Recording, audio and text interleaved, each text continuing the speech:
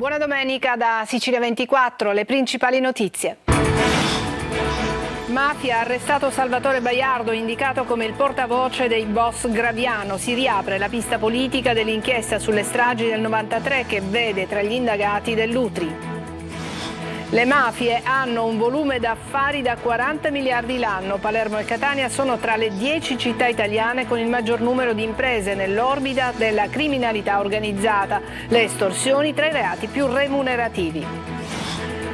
L'obbligo di indossare il casco non piace a Catania a chi utilizza i monopattini, ma è una delle regole introdotte dal nuovo codice della strada.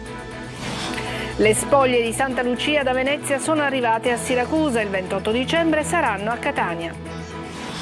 Renne volanti, elfi, piste di ghiaccio e stand pieni di dolci. A Catania tutti pazzi per il Christmas Town, l'attrazione a tema natalizio più visitata del periodo.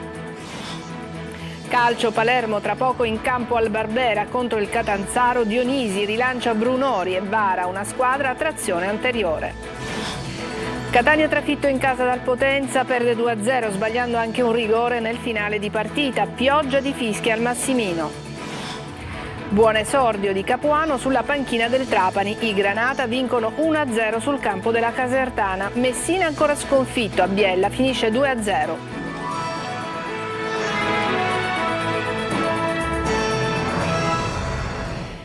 Bentrovati, la Cassazione respinge l'ennesimo ricorso e Salvatore Baiardo finisce in carcere. L'ex tuttofare dei fratelli Graviano è accusato di favoreggiamento e calunnia aggravati dall'aver favorito Cosa Nostra. Tonino De Mana. È finito in carcere Salvatore Baiardo, l'ex tuttofare dei fratelli Graviano, più volte ospite in TV e più volte protagonista di dichiarazioni inattendibili e per certi versi contrastanti sulle stragi di mafia e sui personaggi legati a Cosa Nostra. L'ultimo Messina Denaro che, a detta di Baiardo, si sarebbe consegnato in considerazione delle sue gravi condizioni di salute, definendo l'arresto dell'ex boss di Castelvetrano un regalino al nuovo governo. Frasi e dichiarazioni spesso sui generis, smentite e sconfessate dall'ex magistrato e senatore del Movimento 5 Stelle Roberto Scarpinato, ma anche da un altro ex giudice, Giancarlo Caselli. Salvatore Baiardo è stato arrestato nella sua casa di Trabia nel Palermitano. Il provvedimento è stato eseguito dopo che la Cassazione ha respinto l'ennesimo ricorso dell'indagato. L'ex gelataio di Omegna, già condannato per favoreggiamento dei boss mafiosi Graviano, è accusato di favoreggiamento e calunnia aggravati da aver favorito Cosa Nostra. La vicenda si inquadra nell'ambito dell'indagine fiorentina sull'ex senatore di Forza Italia Marcello Dell'Utri e su Silvio Berlusconi, intanto deceduto, inchiesta che riguarda i mandanti delle stragi del 93. Ad Agrigento spari contro un negozio di frutta e verdura. I colpi d'arma da fuoco hanno provocato grossi fori della vetrina. Dall'allarme i titolari dell'attività. Il gesto suona come una chiara intimidazione mafiosa. I carabinieri stanno acquisendo le telecamere di sicurezza dello stadio e delle attività vicine per visionare le immagini. Le mafie hanno volumi d'affari da 40 miliardi l'anno, pari al 2% del PIL. Palermo e Catania sono tra le 10 città italiane con il maggior numero di imprese nell'orbita della criminalità organizzata. Sentiamo Luca Ciliberti.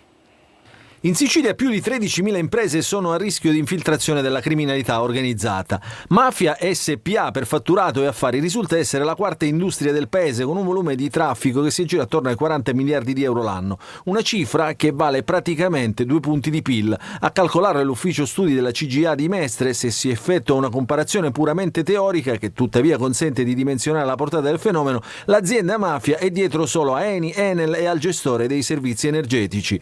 Per la CGA in Italia sono 150.000 le imprese nell'orbita della criminalità organizzata, questo in virtù dei dati in possesso all'unità dell'informazione finanziaria della Banca d'Italia, della Direzione Nazionale Antimafia e dell'autorità giudiziaria che hanno reso possibile mappare il fenomeno. Nonostante le continue operazioni delle forze dell'ordine, i principali business restano il narcotraffico, il traffico di armi, lo smaltimento illegale dei rifiuti, gli appalti pubblici, le scommesse clandestine, il gioco d'azzardo e l'usura. Le estorsioni sono quelle più remunerative e le vittime di questo reato sono quasi quasi esclusivamente gli imprenditori.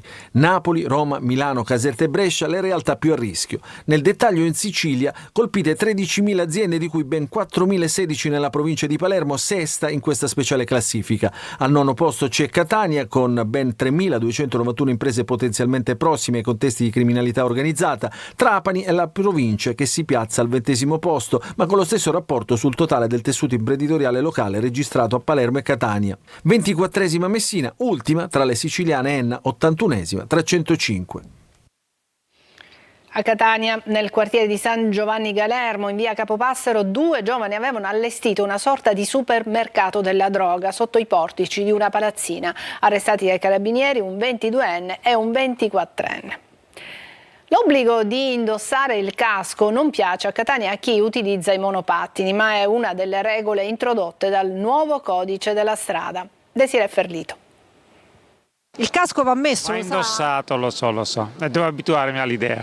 La riforma del codice della strada ha colto tutti di sorpresa. Ad accusare il cambio di rotta sono stati più di tutti i conducenti dei monopattini elettrici. Tra le misure immediatamente efficaci l'obbligo di indossare il casco. Allora quello lo metta, mi raccomando. Lo metto subito, dai, in diretta. Bene, buon viaggio allora. Grazie, arrivederci. Dov'è il casco? No, oggi non l'ho portato il casco. Tra le novità, assicurazioni e targa per il mezzo a 2 ruote. Di fatto non possono essere ancora contestati perché mancano i decreti attuativi, ma le multe per il mancato uso dell'elmetto protettivo vanno da 50 a 200 euro. Si è adeguato lei alle nuove regole della strada? Sì, certo c'è strada, se no c'è il numero di targa, per fare assicurazione, tutto serve. Alcuni tra i fermati hanno tentato di evitare le punizioni giurando di non conoscere le regole. Sa che è uscito il nuovo codice della strada? Sì. Che prevede l'utilizzo del... Tra le novità c'è la stretta per chi guida sotto l'effetto di sostanze stupefacenti, con controlli in grado di rilevare la loro presenza anche giorni dopo l'assunzione e conseguente ritiro della patente anche senza presenza di effetti collaterali, con il disappunto di Vasco Rossi. Il ministro Salvini, Matteo Salvini, ha fatto in modo per il vostro bene che se avete fumato una canna anche una settimana prima e venite fermati, potete essere arrestati immediatamente e vi viene ritirata la patente per 3 anni. Inoltre, infrangere alcune regole costerà di più. Previsto un inasprimento delle multe per alcune infrazioni, come guida con smartphone o sosta vietata in stalli dedicati ai disabili o nelle aree di sosta dei mezzi pubblici. Un pedone di 46 anni è stato investito da una Panda ieri sera a Giara. L'incidente è avvenuto in via Trieste, in prossimità dell'incrocio con Corso Europa. Critiche le sue condizioni, l'uomo si trova adesso ricoverato al Garibaldi di Catania. Il corpo di Santa Lucia da Venezia è arrivato a Siracusa, accolto da migliaia di devoti. Prima la celebrazione al Santuario della Madonna delle Lacrime e poi la processione fino alla Borgata. Francesco Aloi. Adesso possiamo dirlo, Santa Lucia è alla Borgata, a casa sua. Alle 21:30 il corpo arrivato da Venezia è entrato nel santuario tra 2 ali di folla, i canti, gli applausi, il benvenuto dei devoti. Ma è stato un pomeriggio nel suo nome, la prima tappa nel santuario della Madonna delle Lacrime. Prima della celebrazione, l'elicottero della polizia ha sorvolato la città. Emblematica quest'immagine, Lucia, che arriva come un raggio di sole. Folle devozione anche lungo la breve processione. È un giorno speciale, dopo 10 anni finalmente stiamo rivedendo la nostra padrona. È sempre importante ed è un momento di preghiera e di fede. Per noi siracusani è emozionante. Ma il desiderio comune è che il corpo resti qui, per sempre. Tutti chiedono Lucia a Siracusa per sempre, ma secondo lei potrebbe accadere? Guardi, io penso che Lucia sia la santa della Chiesa universale, le vicende storiche hanno un loro significato, hanno un loro senso. Sabato prossimo la processione di simulacro e corpo fino al Duomo e in questi giorni la Borgata si conferma il cuore della città, con migliaia e migliaia di pellegrini che rendono omaggio a Lucia. Prima di tornare a Venezia, comunque, passerà anche da Carlentini, Belpasso, Acicatena e Catania. I supereroi sono arrivati nel reparto di pediatria dell'ospedale di Agrigento per donare momenti di gioia e spensieratezza ai piccoli pazienti. Davide Sardo. Esplosione di gioia, stupore ed entusiasmo tra i piccoli degenti del reparto pediatria dell'ospedale San Giovanni di Dio di Agrigento. Alla finestra delle loro stanze si sono affacciati a sorpresa i supereroi. I beniamini dei bambini si sono calati in pediatria dal tetto con delle funi. Spider-Man, Batman, Hulk e tanti altri hanno regalato prodezze e doni, trascorrendo diverse ore in compagnia dei ricoverati e delle loro famiglie. È una manifestazione graditissima per i bambini perché ricevono un momento intanto dei doni, ma anche un momento di solidarietà e di affetto. È stata un'occasione di solidarietà che ogni anno si ripete in prossimità del Natale per alleviare sofferenze e preoccupazioni in reparto. Renne volanti, elfi, piste di ghiaccio e stand pieni di dolci. A Catania tutti pazzi per il Christmas Town, l'attrazione a tema natalizio più visitato del periodo e anche il più grande parco tematico del sud Italia. Siamo andati a vedere che aria si respira. Eva Spampinato.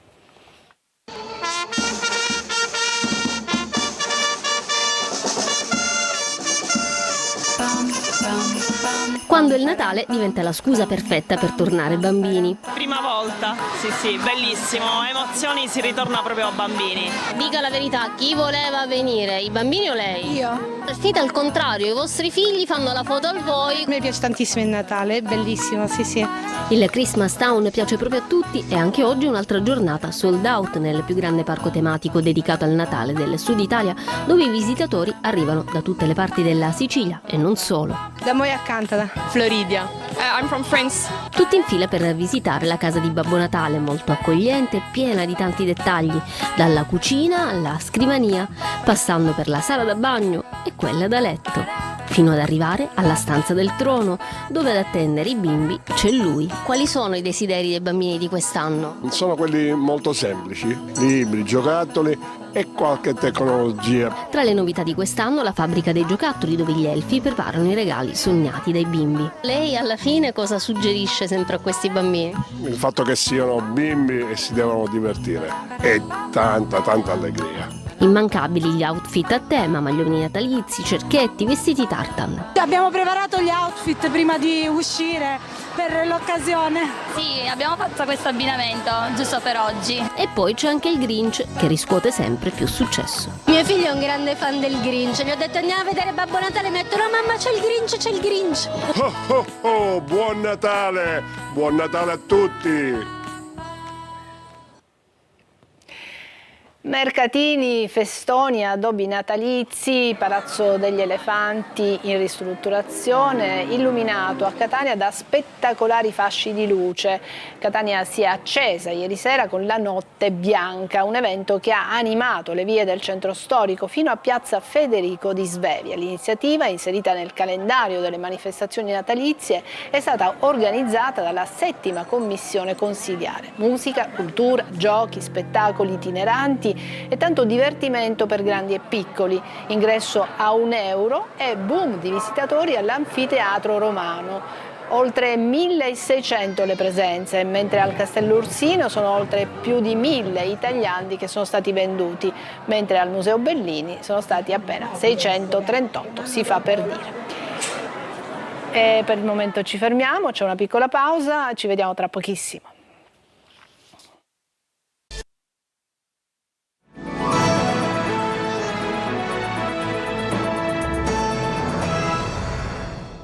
Parliamo adesso di politica. Il nuovo partito centrista di Raffaele Lombardo, Roberto Lagalla e Gianfranco Micciche punta ad essere la voce dei sindaci indipendenti, ma al tempo stesso c'è anche il Movimento per l'Autonomia, sempre di Raffaele Lombardo, che è federato con Forza Italia.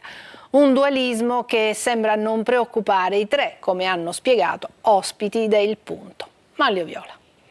I tre tenori della politica siciliana, l'autonomista Raffaele Lombardo, il sindaco di Palermo Roberto Lagalla, l'ex azzurro ma con Forza Italia sempre nel cuore Gianfranco Miccichè, sono pronti a lanciare il loro nuovo partito, anche se ancora senza un nome.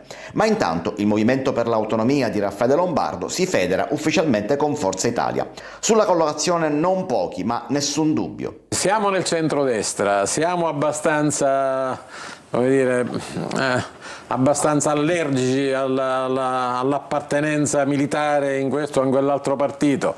Abbiamo culture diverse, abbiamo tante sintonie, mettiamole insieme, perché non creare una forza più grande? Un elemento comune a tutti noi è forse l'allergia all'intruppamento e anzi anche forse l'allergia per una politica che voglia essere troppo soffocante rispetto al tema dell'appartenenza. Ma centrodestra sì, estremisti no. Meno di destra, più di centro, meno invasiva, più disponibile al dialogo con tutti, più inclusiva e meno esclusiva rispetto a quello che ogni tanto abbiamo verificato negli ultimi periodi. Un grande partito di centro che guarda a sinistra, non che fa un passo verso sinistra, ma che per quanto riguarda alcune categorie, alcuni valori, alcune cose, la solidarietà, la lotta alla povertà, il lavoro, l'occupazione, eccetera, l'emigrazione, eccetera, eccetera, l'ispirazione è quella. Il messaggio lanciato al governatore Renato Schifani è chiaro: non devi temerci perché siamo pronti ad appoggiarti anche se ricandidato, ma da qui al 2027 ancora tante cose possono accadere. Mentre i comitati No Ponte continuano a manifestare contro l'opera sullo stretto, la prossima settimana il CIPES si riunirà per il via definitivo alla mega infrastruttura. Francesco Triolo. Saranno giorni caldi per il futuro del ponte sullo stretto. Il cronoprogramma stabilito dal governo prevede infatti la convocazione del CIPES che si riunirà giovedì e venerdì prossimi. Il voto finale invece è atteso per venerdì 27 ed è quello che darà, o meglio dovrebbe dare, il via libera al progetto definitivo e quindi alla fase realizzativa, con la definizione del piano economico finanziario dell'opera e di tutti gli altri interventi connessi con l'avvio nei primi mesi del 2025 dei cantieri preliminari propedeutici alla realizzazione dell'opera. È il punto di non ritorno, ha sempre voluto precisare l'amministratore delegato della Stretto di Messina Pietro Ciucci. Ma gli echi della protesta contro l'opera sono sempre vivi. I comitati No Ponte ieri hanno manifestato a Piazza del Popolo, un modo per tenere accesi i riflettori ed annunciare le future iniziative anche a livello nazionale. È stato lanciato un appello anche al Presidente della Repubblica Mattarella e distribuito un volantino che sintetizza l'assurdo, a loro parere, iter della Commissione Via Vas e ricostruisce le tappe delle forzature attuate per cercare di approvare il progetto del ponte entro il 31 dicembre 2024. La richiesta è quella che le risorse destinate al ponte vengano utilizzate per opere realmente utili ai territori. Crisi idrica, dissesto idrogeologico, case, strade, autostrade, sanità, ferrovia. Nel menù, in alternativa al ponte, c'è di tutto e di più. Breve pausa e poi l'ampia pagina dedicata al calcio.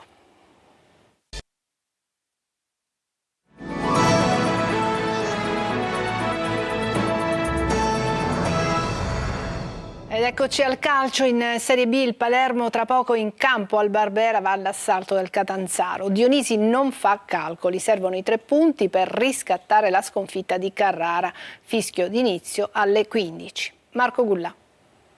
Siamo andati piano, dobbiamo andare forte di testa e con le gambe. Questo deve essere il mood che dobbiamo avere, fermo restando che siamo una squadra con delle qualità e le deve mettere in campo. La carica del tecnico Alessio Dionisi per la partita di oggi pomeriggio al Barbera contro il Catanzaro: grinta, determinazione e sudore. Il Palermo deve cambiare marcia. Le qualità se le metti in campo andando piano non vinci le partite di B, perché ripeto, siamo una squadra di Serie B che gioca contro squadre di Serie B e dobbiamo andare forte come le altre, dobbiamo andare al massimo di quello che abbiamo. Emergenza terzino destro per il Palermo. I rosanero nella gara contro i calabresi dovranno fare a meno di Diachité, che è stato costretto a fermarsi per un risentimento muscolare. Non c'è nemmeno Pierozzi, dovrebbe giocare Buttaro. Dionisi sta valutando anche un cambio modulo. In avanti dovrebbe esserci invece titolare Brunori con Insigne e Di Francesco. Fischio d'inizio alle 15. Per quanto riguarda il Catania, delusione per la sconfitta 2-0 al Massimino contro il Potenza. Rossazzurri trafitti da Caturano nel finale, Stoppa fallisce un rigore. Bordate di fischi a fine partita. Tonino De Mano. Uno scivolone inaspettato, specie dopo il 5-0 di Taranto che riporta indietro il Catania, in classifica e non solo.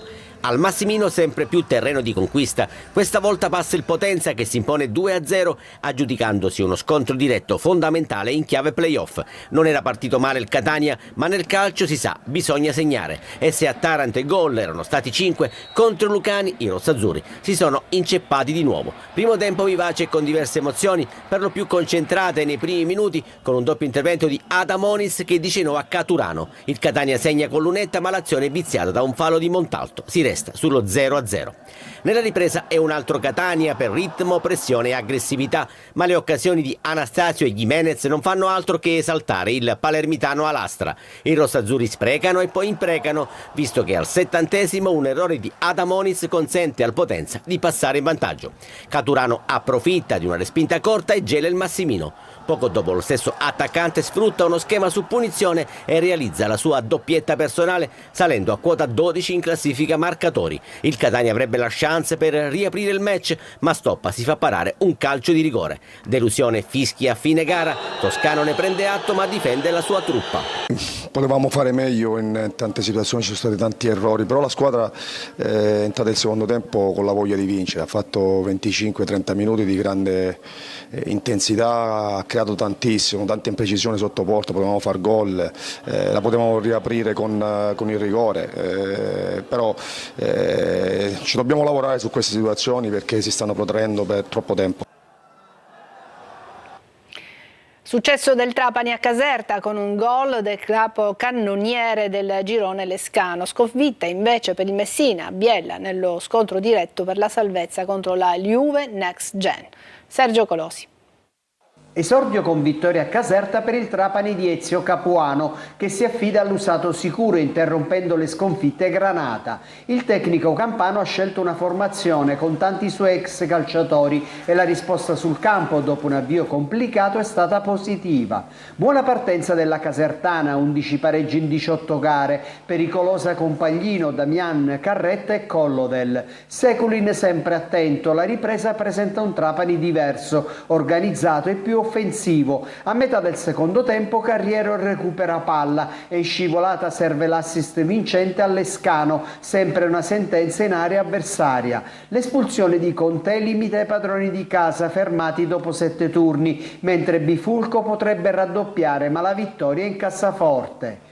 Ancora sconfitte, distrazioni difensive, un tecnico in crisi e una squadra distrutta per una società assente. A Biella si è consumata l'ennesima pagina negativa del Messina, sconfitto e superato in classifica dalla Juve Next Gen. A mandare in tilt i piani di Modica ci ha pensato Afena Jean, ghanese di 21 anni che dal suo ingresso in campo ha servito a guerra il pallone dell'1-0 e poi raddoppiato nel recupero. Il Messina senza un piano B dura un tempo prima di sciogliersi anche in Piemonte e chiudere la classifica davanti solo a Taranto e Turris.